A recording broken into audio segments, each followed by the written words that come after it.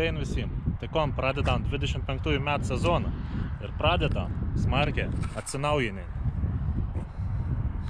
Atėjai tokį dainą, kada paboda ilgas dainas dirbuosi, leisti mažo kabinu. Manau, nemaža, ką žinot, koks ir jausmas važinėti su maž Belaruso kabina, kadangi reik per metus apdirbti 50 hektarų. Sakau, užteks vien iki to mažojo kratytis, tai priėmiau sprendimą įsigyti didžiąjį kabiną. Tai taip netikėtai atsirado traktorių su ardimi, grina tokios pats spalvos kaip Mono Belarusas, su beveik idealios būklės didžiąjį kabiną. Nėra supavusi nikur, tik tas veinas duris šitas įpalankstytas. Tai galvoju, kodėl ne, surizikau senų pirkdams, nepasigailėjau. Pasisekė, kad pasitaikė tokį šaltą žiemą, aišku, lietinga laba, bet ir tokį gerą orą pavyko lauks sąlygom užsidėti kabiną be jokių problemų. Bet darba jau buvo tikrai nemaža, nes realiai reikėjo vos ne viskon keisti, kas buvo mažojo kabino. Nes dedant didžiąją kabiną, netink stabdžių pedala visai netokia yra. Didžios kabinas ir žymiai ilgesnį, netink juokis gazo traukelis, darbiniaus traukelis. Žodžiu, beveik viskas keitas. Kabinas priekinė tvirtinam kronšteiną taipogi ir netokiai. Sankapas pedals, vėliak visai netoks dedas. O pas didžiausias netitikėjimas buvo, tai hidrauliniam paskirstui. Nes kadangi pas man šitą ir jau naujesnį, atnaujantą plastikinį panelį, vos ne paskirstyto daiktų reikia išmesti. Reikia išlangus persidaryti, nes metalinė neteka. Tai už sankaps pedalų kliūn, tai panelis neužsided, tai stabdis kliūn. Paskui buvo pas mane hidraulę šlaunų padėtais užfiksavim, kad šlaunis nekrestų. Tai tas savęs kliodį reikia ves išmesti. Teko padaryti, kad to užrakto nebebūtų ir tik tas pati sekcija laikytų, kad nekrestų. Tai reikaliukų anondedont nemaža buvo. Teko sudėti naujus sparnus, tiek abidvis dalis, nes originalis buvo jau sulankstytas. Posparnė nebe guminė, biški šustriauk plastikinė nuo naujaus Belarusų. Stuopa originalus.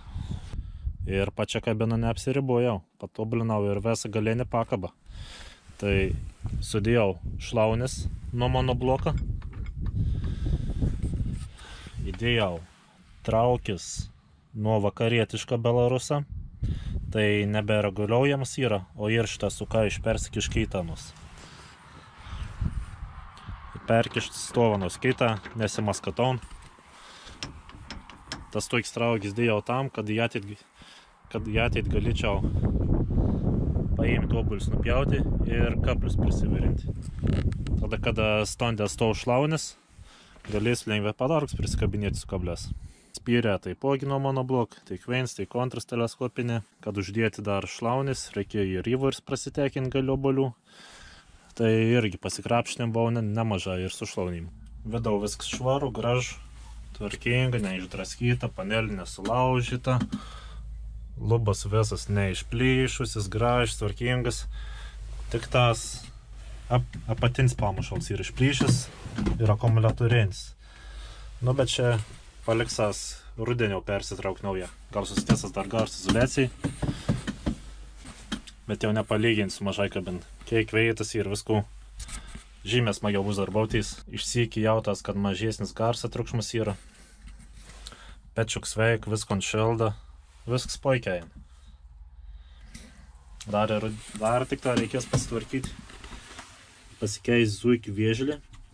Ir tom, kur priklaus didžiąją kabiną ilgesnį, nes biški kliūn už stabdį.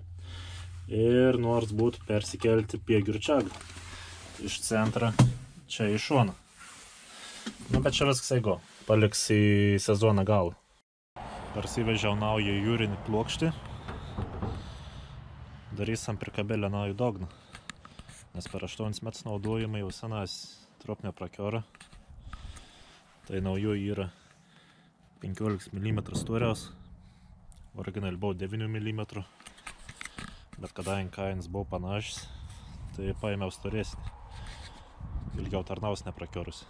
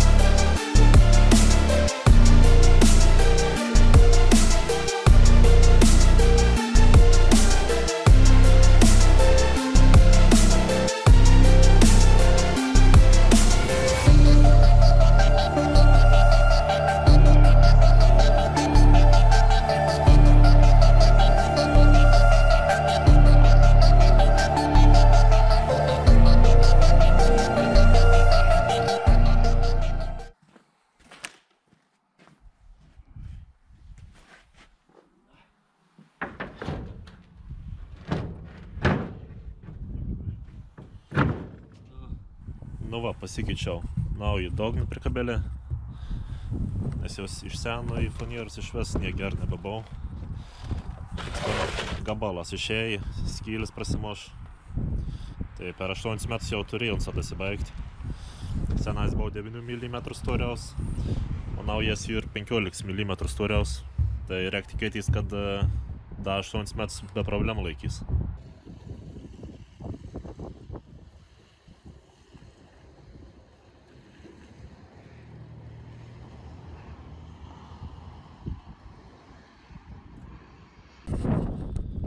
Nu va, štai pasibaigė mažos kabins istorija.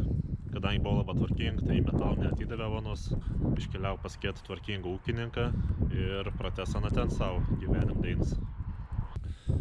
Nu, aš kimbu toliau į darbus prie savo iširgėliaus. Tai reikia išspręsti vieną labai seną problemą. Į toks dalyks, kad tarkim išvažiuoju dirbti į laukus tropnė, ar suskutį. Tada variklis užkais tik tas iki 80 laipsnių. Išvažiuoju ant plentą grįžti namiai, variklis atšalna iki 40 laipsnių.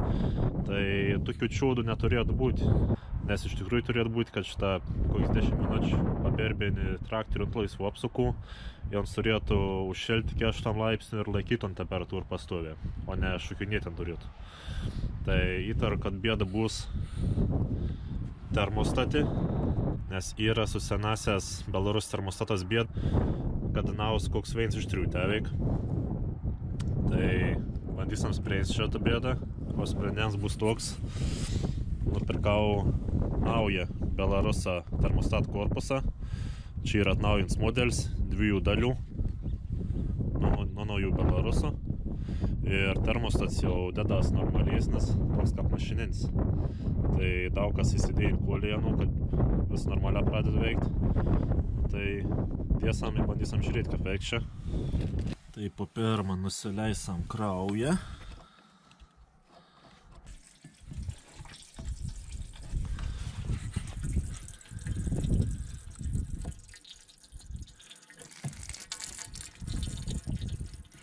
Koks 13 litrų išsileido.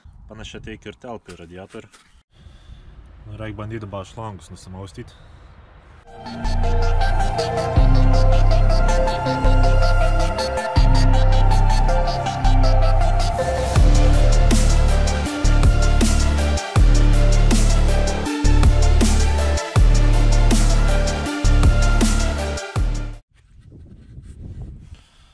Tai va, šiap išsėmėm.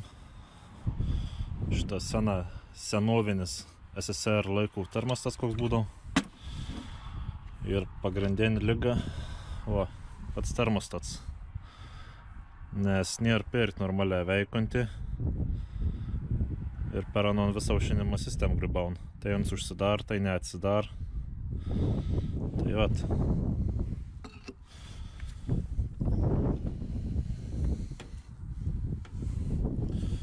Naujasis jau šiek tiek kitoks, šustresnis.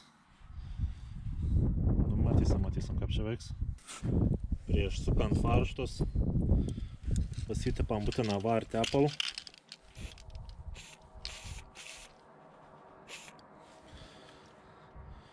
Nes kadangi varžtas suksas į galvutį varikliaus, ten būna dažniausiai aukštas temperatūras, kad varžas neprikeptų paskiau. Nes jie prikeps bus sunku paskiau išsaukti. Nu, beveik uždėjom, beveik prisivėrš dabar normaliai. Kada vandens pompą veržam, svarbiausia tus 4 varžtus vėršti šachmatišką ir po to lygio pasukim kiekvienam duoti. Nes jei vieną varžtą per daug suvėršė negu kitą, paliks tarpėlis pritarpins ir antifreeze labai lengvai pradeda bėgti pro tarpinį šoną.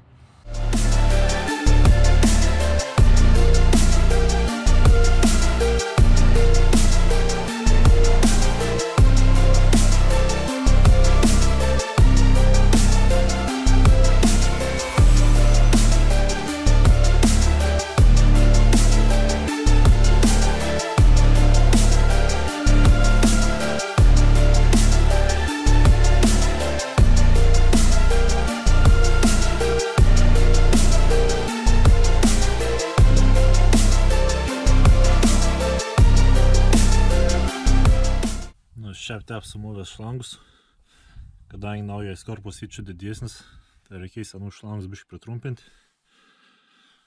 Tai viskas labai gražiai gavos.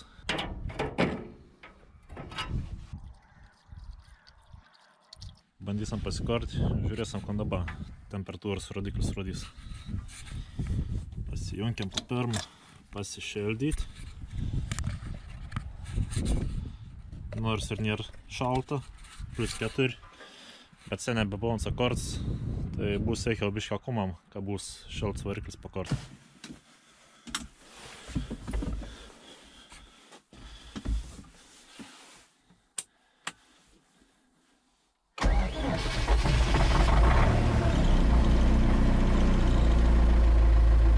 Pašeldyt gražiai kuras. Kada pakol 10 minučių tiek paderbėjai, matysim, gal antifriz kor pamuš prasivaržysim, matysim, kiek temperatūros rodys. Nu, paberbinau geras 10 minučių ir temperatūra kažkur 60 laipsnių užkelta stovi. Tai tu ekčiūda dar nebuvin, nastovint, kad šaltonsa. Tai šits išsiek matos, kad termosas naujas, pamačiai. Šits pečiok įsijungus. Šalta orą buvo dar. Nu, net nebuvin, kad šitą nulaisų apsukų teikunsa šalt normaliai. Tai gers, tikrai gers, pasiteisin dalyks. Nupirkau dar vieną labai šaunų dalykėlį Belaruso patobulinti. Tai oro filtro prieš filtras. Tai stovi toksai pat prieš filtras ant mano kombaino. Ir tokie patys mažesni ar didesni priešfiltrė eidavo ant visų senųjų vakaritiškų traktorių. Tiek John Deere, tiek Fenda. Tai jiems pakeis monociklon ant Belarusą, nes kaip pasibėjau su John Deere, tai realiai kožan dainą būn beveik apipilins po darbo dainos, viskių dulkių, šiukšlių, katrų papras Belarusą monociklons nesulaika ir viskas eina į patį oro filtrą ir tepalinius jėst. O papras šitą monociklons, originalus Belarusins, realiai jokios ant normalios paskirtais nedar. Galim sakyti tiesiog kepori, kad į oro filtrą lapų neprikrėstų ir neprilytų. Nu va, apsipjaustėm, nu va, bus geras mums dėlis dabar. Paimsim naują filtriuką, chamutą užmausam. Įkišam į vamzdį. Labai gražiai įsimaunam. Kaip čia bovis. Ir užsiveršam.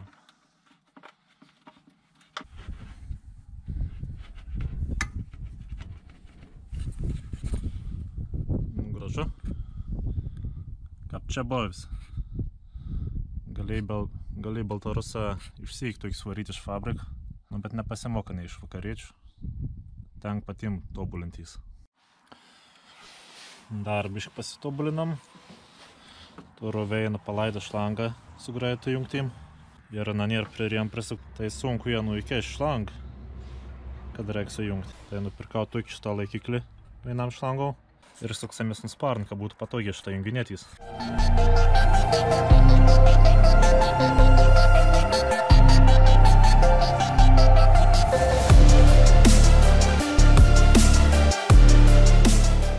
Nu va, kaip čia bovis.